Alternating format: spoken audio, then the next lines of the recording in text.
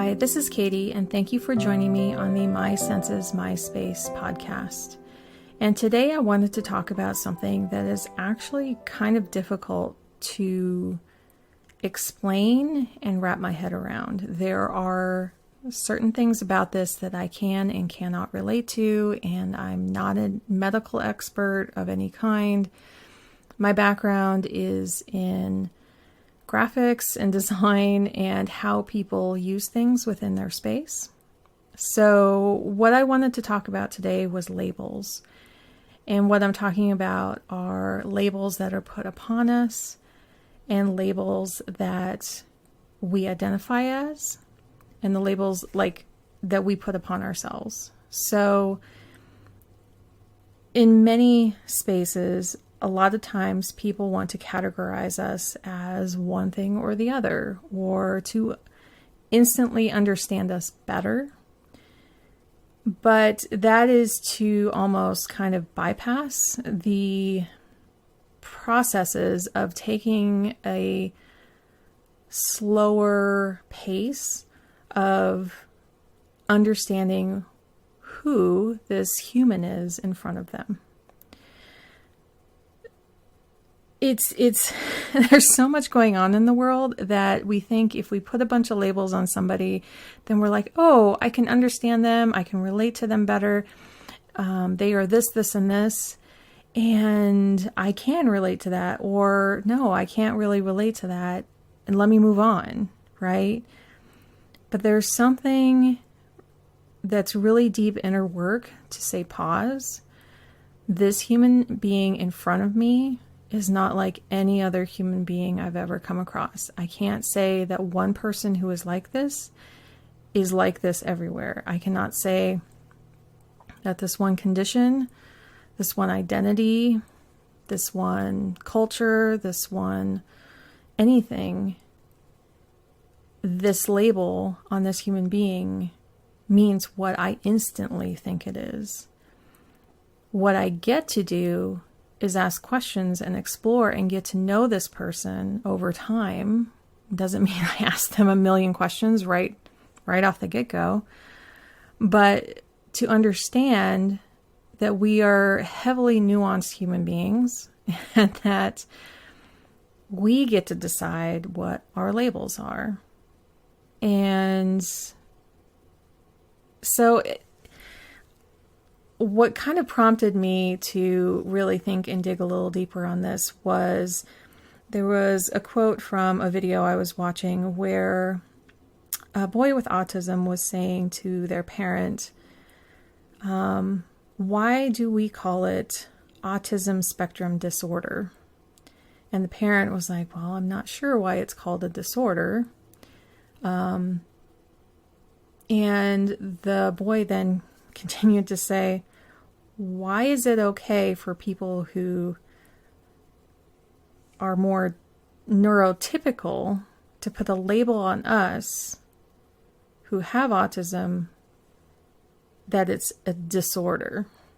And so the medical profession itself is backing off from the word disorder for many different things and calling it more of a condition, because when you are labeling one thing as abnormal, and you can go back to my podcast all about there is no normal, you are creating this, you are inside the circle or you are outside the circle, you are good or you are bad. And this binary causes a hierarchy. It is one is better than the other. So when we have these labels and that the social constructs of gender identity, of any kind of identities, it could be somewhere in the middle. It could be somewhere where there is no spectrum or anything to measure it at all. And so how do we just say this is a worthy and lovable human being in front of us, no matter what labels are upon them? Now, I'm not saying everyone is perfect. And I'm not saying there aren't incredibly cruel people out there.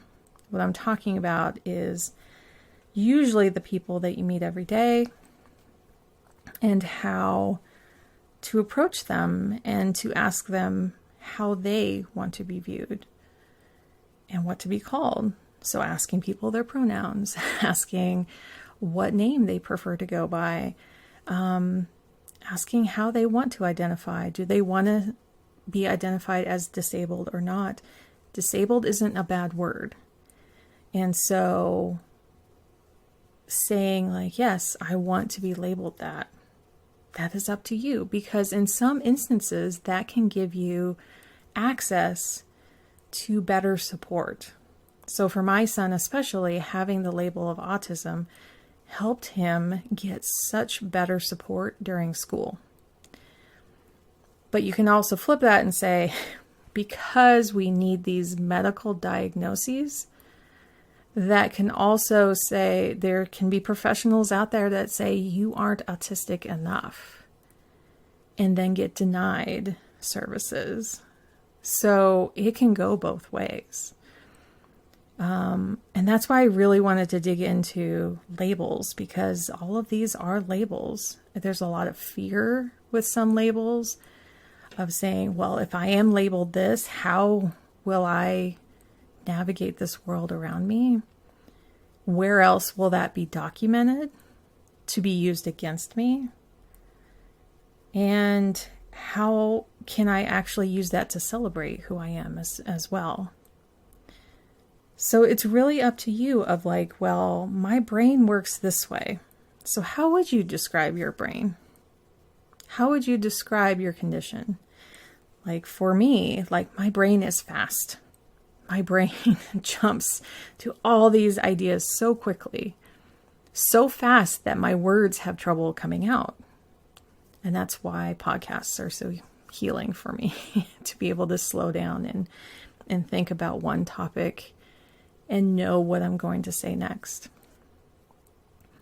Some people's brains, they want to say, I think really deep and I need time to think about something that's deep. So there's nothing wrong with saying I have a slower brain who really wants to sink into these thoughts. Or my body prefers to move this way because it's the most helpful way for me.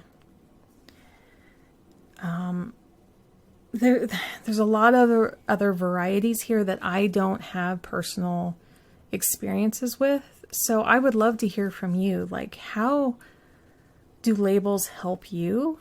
And how would a different way of describing you might work better?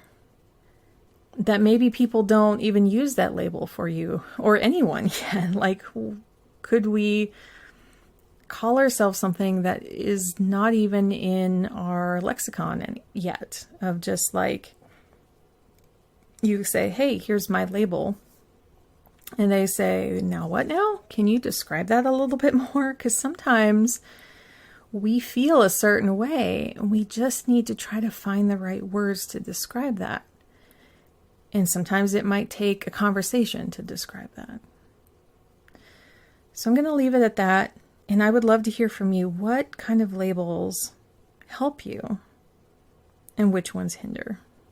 So please write to me at listen@mysensesmyspace.com. And I would love to hear, and I would love to follow up on this and share any kind of labels that you have found that have helped you and helped you get to know other people as well.